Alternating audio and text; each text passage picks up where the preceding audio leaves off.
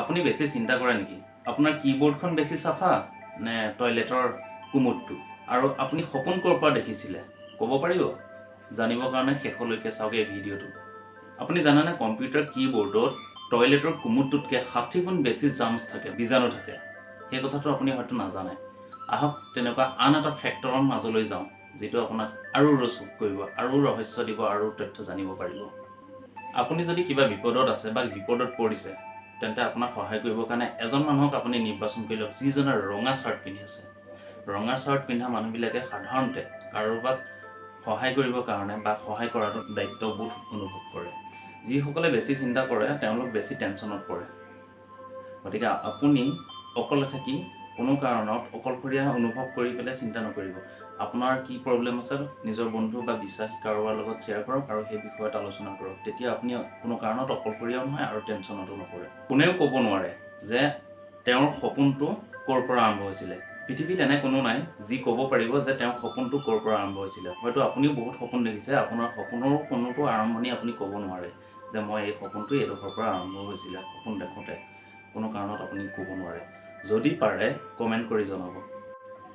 এটা মৎসৰ মানে মহ মানুহৰ যে তেজ পি খায় যে এটা মহে কোঁকনি শব্দটো কি দিয়ে জানে কাৰণ সি 1 ছেকেণ্ডত 300 পৰা 600 বাৰ পৰ্যন্ত পাখি মাৰে আমি আবেলিৰ তুলনাত ৰাতিপুৱা 1 চেণ্টিমিটাৰ ওখ হৈ থাকোঁ কিয়নো আমি দিনভৰ কাম বন কৰি মেলি থাকোঁতে আমাৰ যিটো হাৰ্ডিৰ জইণ্টবিলাকৰ মাজত থকা মানে বিশেষকৈ মেৰুদণ্ড আমাৰ পিঠিৰ পৰা ডিঙিলৈকে যিডাল হাড় থাকে সেই হাড়ডালত আৰু বিভিন্ন ধৰণৰ শৰীৰৰ অংগবিলাকত জইণ্টবিলাকত থকা কাৰ্টিলেজ বুলি কয় জইণ্টবিলাকত এটা আৱৰণ থাকে বগাকৈ সেই আৱৰণটো কাৰ্টিলেজ বুলি কয় সেই কাৰ্টিলেজবিলাক দিনভৰ আমি কাম কৰি থাকোঁতে মেলোতে সি অলপ চাপ খাই আহে আৰু আমি আবেলি সময়লৈ মানে আবেলি পৰলৈ আমি অলপ 1 চেণ্টিমিটাৰ চাপৰ হৈ যাওঁ হোৱাৰ পিছত সেই কাৰ্টিলেজবিলাক মানে কি হয় আৰাম পাই অলপ সি আগৰ অৱস্থালৈ আহে আৰু আগৰ অৱস্থালৈ অহাৰ লগে লগে আমি ৰাতিপুৱা যেতিয়া সাৰ পাই উঠোঁ তেতিয়া আমি 1 চেণ্টিমিটাৰ আবেলিতকৈ ৰাতিপুৱা ওখ হওঁ ফ্ৰিজত যদি আমি গৰম পানী আৰু ঠাণ্ডা পানী দুটা বাচনত ভৰাই ৰাখোঁ কোনটো আগতীয়াকৈ বৰফ হ'ব নিশ্চয় আপোনাৰ মনত আহিছে যে ঠাণ্ডা পানীটো আগতীয়াকৈ বৰফ হ'ব কোনো কাৰণত নহয় কাৰণ গৰম পানীটোৱে আগতীয়াকৈ বৰফ হ'ব সেই প্ৰভাৱটোক মানে পেম্বাৰ এফেক্ট বুলি কোৱা হয় আপুনি প্ৰত্যেক দিনে সোণৰ আঙুঠি পিন্ধে নেকি কিন্তু যদি আপুনি প্ৰত্যেক দিনে সোণৰ আঙুঠি পিন্ধে 1 বছৰত 6 মিলিগ্ৰাম কমি আহিব সাধাৰণভাৱে পিন্ধি থাকিলে সেই আঙুঠিটো আমাৰ 1 বছৰত 6 মিলিগ্ৰাম কমি আহে বা ক্ষয় যায়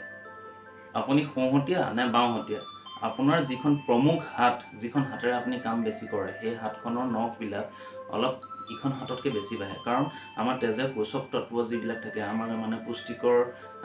আমাৰ শৰীৰত প্ৰয়োজনীয় পুষ্টিকৰ খাদ্যবিলাক বা পুষ্টিকৰ দ্ৰব্যবিলাক আমাক তেজে আনি সেইখন হাতত অলপ বেছি যোগান ধৰে কিয়নো সেইখন হাতে অলপ বেছি কষ্ট কৰে আৰু সেইখন হাতক অলপ বেছিকৈ প্ৰয়োজনো হয় সেই অংশৰ ভাগ লৈ পেলাই নখবিলাকো অলপ বেছিকৈ বাঢ়ে ভিডিঅ'টো চাই কেনে লাগিল কমেণ্ট কৰি জনাব আৰু লাইক শ্বেয়াৰ ছাবস্ক্ৰাইব কৰিবলৈ নাপাহৰিব আগলৈকে এনেকুৱা ভিডিঅ' চাই থাকিবৰ বাবে আৰু চবতকৈ আগত পাবৰ কাৰণে বেল আইকনটো প্ৰেছ কৰি অল ক্লিক কৰি ৰাখক